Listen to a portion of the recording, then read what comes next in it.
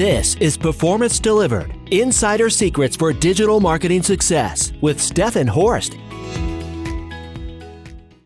Welcome back to Performance Delivered, Insider Secrets to Marketing Success, the podcast where we dive into what's driving results in today's ever-evolving marketing landscape.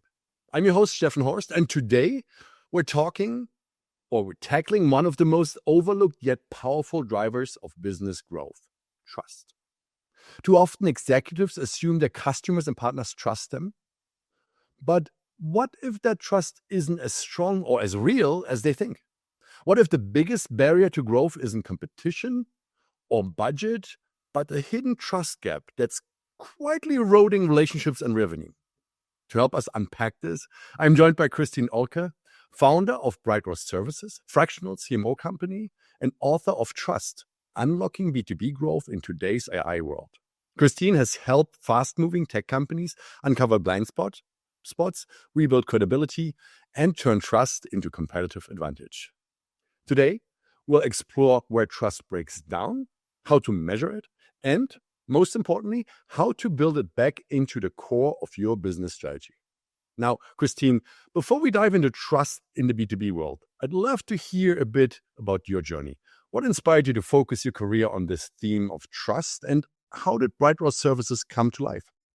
Oh, well, first of all, thank you for having me. I'm thrilled to be here and have this discussion. This came about through working with a client who had an amazing BI platform, had a few good clients, and we were building their marketing engine, their demand engine. And what we found is that we had really good success at the top of the funnel, but we couldn't push it through. And so what was causing that, right? And so as a marketer, you start to research this. And their client base were all fundamentally Fortune 500 companies. And so their requirements in a procurement were that they had to ensure all of these stakeholders, not just the business owner, but the security people, the IT people, right? They're all buying into this. And they didn't have enough public trust, if you will, based on prior successes, analyst reports, those third parties that would make them comfortable with actually making this procurement with a small startup, right? And so the more I dug into it, I found out that not only was that occurring there, but this was back in 2023 when AI was really just starting to come out. And there's some great reports out there, and they're starting to run them annually so we can monitor it over time. But from Edelman, PwC, about this eroding trust level and the increasing skepticism and how that's accelerating because of AI. And so when I had that moment with that one client, and then I started to read about this increasing skepticism, the more I started to think, hey, this is really a problem that we need to address as marketers much more proactively than we did before, right? Because you and I have been in this space for a long time. And, when you think about, the customer stories and building that profile out there, it was the job of a team within marketing, right? It was very structured, very process driven.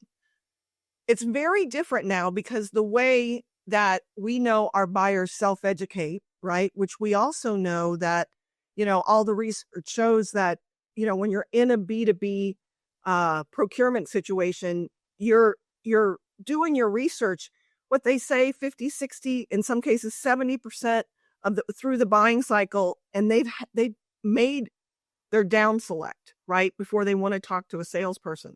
So that means your public trust profile has to be really strong. So you combine this growing level of skepticism with the fact that they don't even want to talk to you until they've already down selected, right?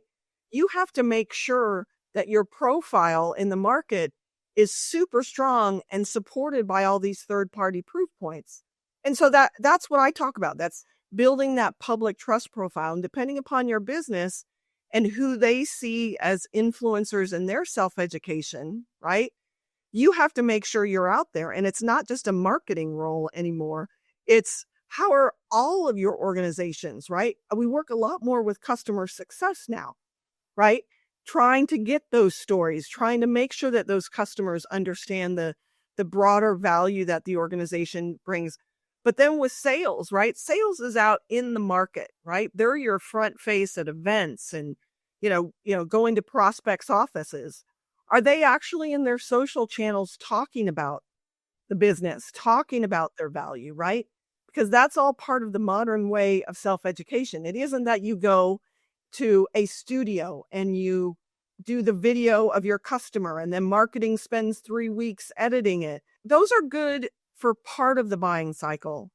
But when you consider that influencing in that 60 to 70% that they're doing on their own, and particularly in social channels, is your whole organization prepared, ready, motivated to help tell that story and put that, build that trust profile?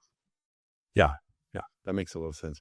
Now, many executives believe their customers and partners trust them, but your research and field experience suggest otherwise. What are some of the common blind spots you see when it comes to how companies perceive versus actually earn trust? Great question. And there's great research out there too about this. That's a common misunderstanding by leaders, and it's with their customers, but it's also with employees, right? So it's a blind spot on both fronts. But I would say the common areas that we see it is that around customer satisfaction. And I think that is why we work with success, that the product's performing the way that it's intended, that service is actually servicing to the point of satisfaction rather than simply just responding, that the folks that they are working with are knowledgeable about their business. I think those kind of blind spots really impact whether or not they trust in that vendor to continue to buy from that vendor, right? Because if over time you're not making sure that your interface, your product and the product's value, your people and the value of them, and the knowledge from both the product's applicability to that use case and that solution and the product's performance, right? That performance goes to trust too, right? If you buy a product, just like we're using Riverside for the recording here, you're trusting that it's going to deliver. But if it starts breaking down, right, then that public trust goes down. And therefore, how do we see that? You turn to a different platform. And we see that all the time. How do you help an organization and the individuals within an organization that are in touch with the customer or the prospects? How do you help them to come up with a common communication and a way for them to communicate that trust or build that trust?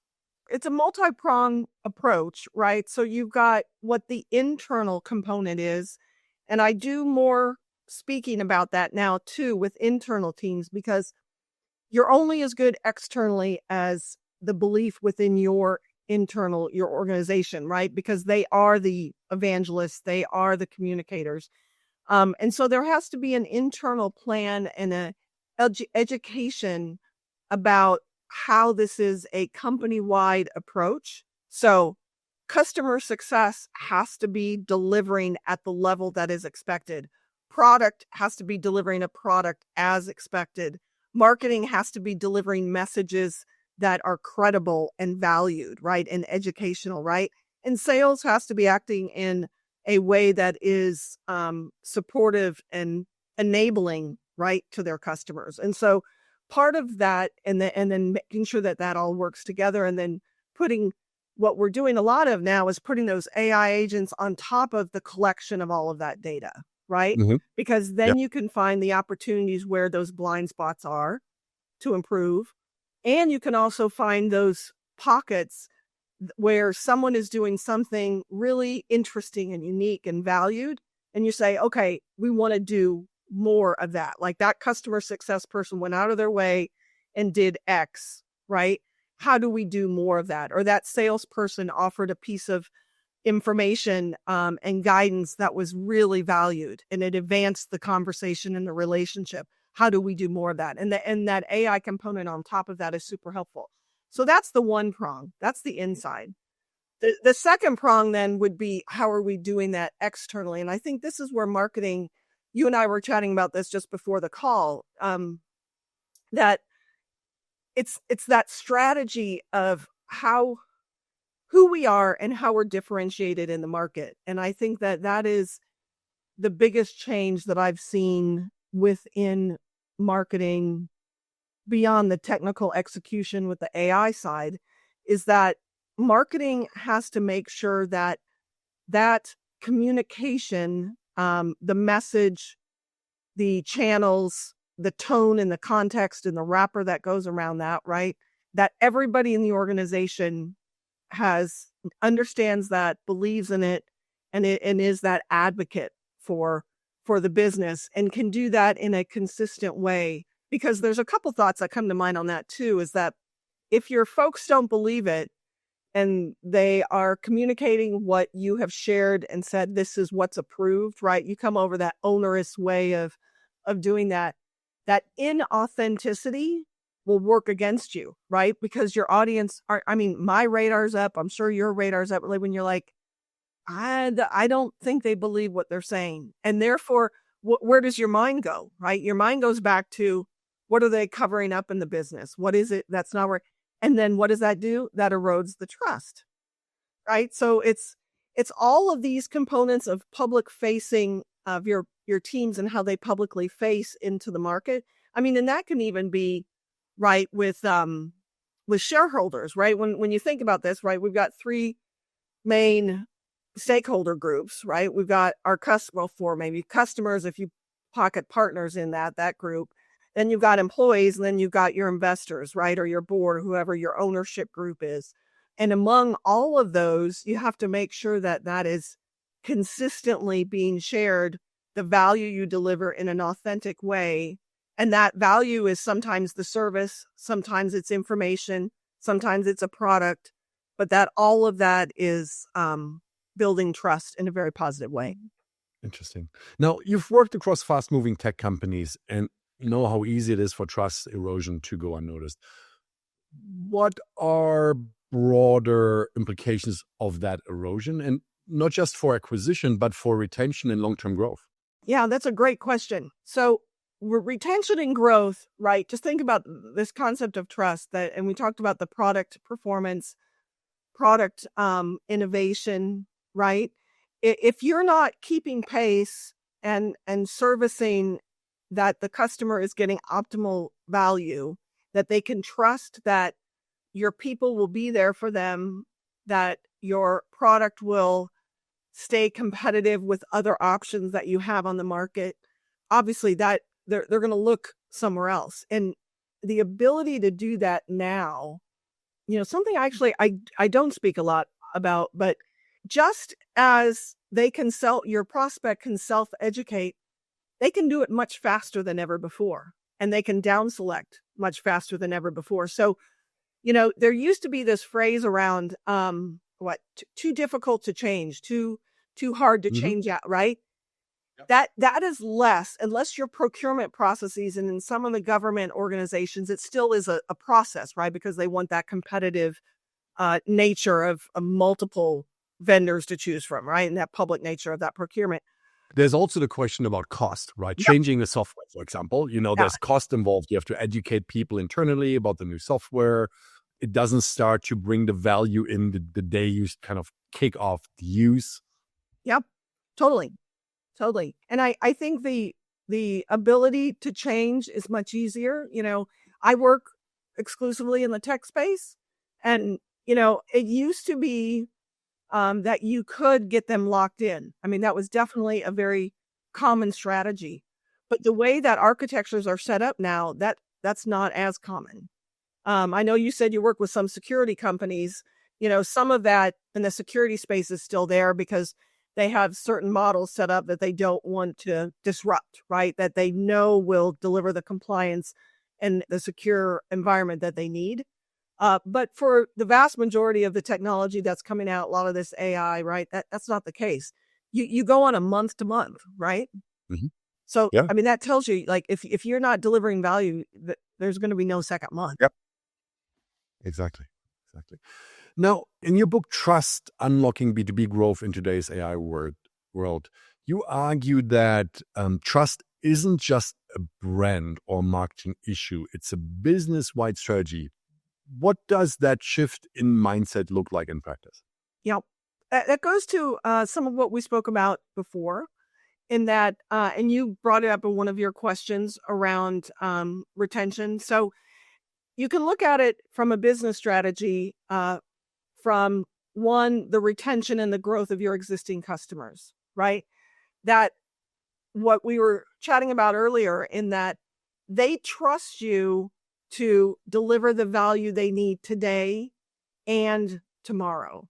What was interesting, one of the biggest businesses I've ever worked with, they built a very solid growing business on the fact that when they put in a new networking system and they bid on it because the process was so long, what they installed was the latest product at that time, not at the point of which the procurement occurred, right? So they built this innate trust with their customers that in the very fast-paced networking world, as we both worked, right?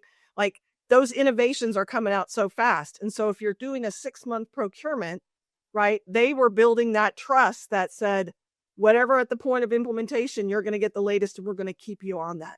From, the employer trust perspective, a business strategy, right?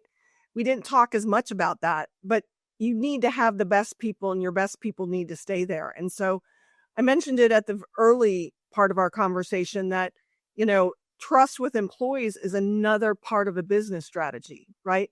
They have to trust that it's going to be an environment where there's transparency and there's opportunity for growth. And you're going to be in an environment that is supportive and healthy, right? And so that is another component of a business strategy, trust, where sometimes that's kind of an afterthought of like, okay, what's our mission, vision, values, right? It's much more than that. And that is, and I think that is underpinned in this relationship of trust between employer and employee. Now, there's a growing push towards data-driven decision-making, but trust can be harder to quantify. How do you help companies identify meaningful trust signals and allow them to act on them? Yeah, that's a great question because this can get somewhat esoteric when you're talking about, trust, but you can look at the trust signals, right? You can look at, your surveying methodologies. But I think what's also interesting and currently some work that I'm on that just kind of to weave this in, I'm working with one business that's doing something around real-time feedback. And so the delayed, it's called Feedback Now, super, super interesting. They've got Fortune 1000 companies all over the world that are in healthcare and airports and retailers. So a really mix of industries. But it goes to this trust concept, right? Because you're getting feedback fast enough that you can make a change that is affecting them now, right? Because when you think about measuring trust, a lot of those indicators are lagging, right? The ways that you're collecting it, because the old way of doing it is you'd collect from all these sources, right? Customers, partner, right? And then you aggregate it and then you get a team together and they review it. And then you like, okay, by then your employee is left or becomes super frustrated. Your customer might be already looking for some other option. Your investor, maybe they've decided to de-invest. They've lowered their investment level. They've shared with other people that it wasn't a good investment. Those kinds of things. Like you want to move more towards evaluating in a way that you can action right away, right? Even employee surveys. I remember I loved it when I first had this concept, 20 some years ago. And I was in a large organization where they did these 360 reviews, right?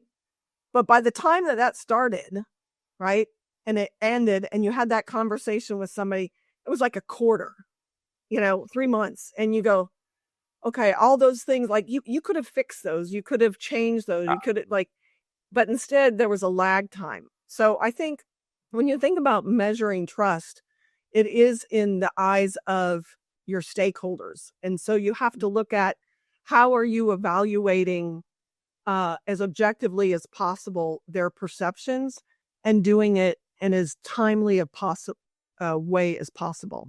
When you look at evaluating trust and the impact, and we look at it from kind of a media strategy perspective, for example. I'm sorry, could you repeat that? Media strategy Okay. perspective. So, buying media, whatever it is that is being bought. Would you give credit to building trust if you see that people are easier moving down from awareness to consideration and action stage, and that in the end you see also an improvement in kind of specific KPIs? Potentially further on. I don't think I'd be an advocate that would be a trust measure from awareness or from cold to awareness or starting to engage. I think where I would potentially look, and depending upon the measurements, it would be towards bias. So if you started to get into a proposal stage, that is where, some bias is built in. They've got some bias towards potentially selecting you. And so there's some movement towards trust. They trust you enough that you're in the consideration stage. I'm not sure early. I'd have to think about that a bit more, but I think I probably wouldn't say that would be a solid measure of trust. It would be a measure of starting to build a much bigger ecosystem upon which you could build trust. I mean, in the end, everything funnels down to the point of decision anyway. Yeah. Right. I mean, whatever we do in the upper funnel, mid funnel, etc., is all leading to, are we able to sign that company as a new client, right? And then the trust building is part of the decision making. If there are 3 competitors, how strong is my relationship, my being the company that sells the software, compared to the other 2 contenders, right? And if everything is equal, like features, etc., can that trust element push me over to actually win them as a client? That brings up, I do a lot around building out customer stories in a variety of ways, right? In this concept of, building public trust. One of the common questions that we ask is, what made you buy, or what was the intention in which you purchased? And then what do you use it for now? And where do you think you're going to go from here? And that is an evaluation of trust, right? Did we deliver on what we promised you, which is a first or early point of trust? And then do they trust you enough to go deeper or bigger with you, right?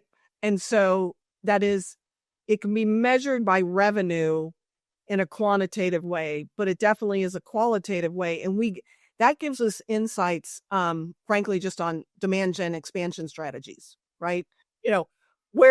Why they came in and buy, right? That can fill the top of the funnel, that can get us in. But then what is the broader sales effort, sales motion to expand that customer? That makes a lot of sense. Now, can you share an example of how you've helped a company uncover and close a trust gap that was holding them back? Perhaps one they didn't even know existed? Great question. I don't know if I want to say publicly a company that had a trust gap and we changed. Oh, we it. don't have to. But I would say that I have a couple good examples of where we strengthened trust, right? And so, I worked for a few quarters with a company called CIS Group. We've got some people in. Basically, what we do at Bright Rose is we go in and what we say, we help companies transform who have to perform. So they're at a stage of pivot in their strategy, scaling for growth, right? And we come in and we put in what we call an integrated fractional model. So I generally go in first and look at the strategy and look at where some reset is, and then put some people in that are, strong executors that can just move this thing forward, right? On an integrated fractional model, because no one can buy a designer, a campaign manager, a strategist, right? Because we work with small and mid-sized companies, right? Big companies can do that. Mid-market, that's not the budget envelope they have. So anyway, with CIS Group, had great success. They've been around for 20 years. They're a great story. They were pivoting from being a standard MSP reselling business into an AI cyber business. And they had that within their business, but it wasn't publicly known. And so what we went in and we started to build out those stories, build out that messaging and differentiate it from other companies that were out there and help them make that transformation and then that public trust. And what we started to see was the engagement levels really started to go up probably after about 5 months or so, but it took a while. I mean, this is a business that's been around. We had to do a lot of investigative work on which customers were the ones we really wanted to spotlight, what were the solutions we wanted to focus on. And so, it's double or triple on all the social channels, email, inbound, everything is now, in a much stronger place because this trust profile is built. The other example I would probably give is Feedback Now, that company that I just spoke about. Incredible stories. They weren't documented in a way, and we've created those stories. We've become much more social in our interaction with these customers and making sure we're connected to them in informal ways publicly, right? So modernizing, if you will, from the traditional ways. And their inbound is solid. Their references are incredible. Their commentary in the social channels is solid. And I think both of those examples cite businesses, frankly, that have been around and been delivering value. And that was a modernization effort. I've got other examples of smaller startups, but both of those are probably good example. I mean, the technology industry, I'm super fortunate to have moved into this industry when it was really starting to take off, right? I don't know when you came in, right? A company called Sun Microsystems, one of the big ones at the beginning. And so to watch this evolve, and now in the marketplace, we do have a lot of technology companies who have been around for 10, 15 years, right? Mm-hmm. Yeah. And to help them modernize and communicate in the world, both from a trust factor, but a means and methods and, how they're actually connecting with the market, that's super important. And that's what we focus on. And those are two good examples of that, of where we've done that. With AI accelerating content and outreach at scale, many brands are unintentionally eroding the very trust they are trying to build. How do you help companies navigate that paradox strategically? Yeah, I love that question. Just because you can create it faster doesn't mean that it's going to be of value. It really goes to what I've been talking about with regard to that third-party endorsement and putting it within the context of which you understand the challenges of your customer. So there's a lot of different thinking out there, and I follow various big thinkers on this, on LinkedIn and podcasts. I am an advocate for incorporating use cases where there's customer examples and you talk about the challenges that they've overcome. And while that has been around for a long time, it generally is not as common to talk about how challenged the environment was in the beginning. And to be honest about it's not just the customer story and things are great, right? Because you're using this product or service. It's what was that starting point and how did they evolve from that? And so that's generally what I recommend. So through Bright Rose Services, you step into companies as a fractional CMO. What kind of teams or leadership cultures are best positioned to turn trust into a real competitive advantage? And what makes them successful in doing so? Love this question because not all companies are a fit for what we do yet. And the common reason is if they've got product or service issues, right? Because everything that I've spoken about today is on the assumption that you have a product that's delivering value to the market and you have service teams and backup support that is capable and trusted, right? And so if your product and your offer is not validated as delivering value, we're not a fit. But where we're a fit is where you might need some rework of the product, and we have people on our teams that can help advise that. But if that is really an issue, then we recommend that you go back and you focus on that first. Kristin, thank you for joining me on the Performance About podcast and sharing your insights on trust and how trust is reshaping B2B growth and retention.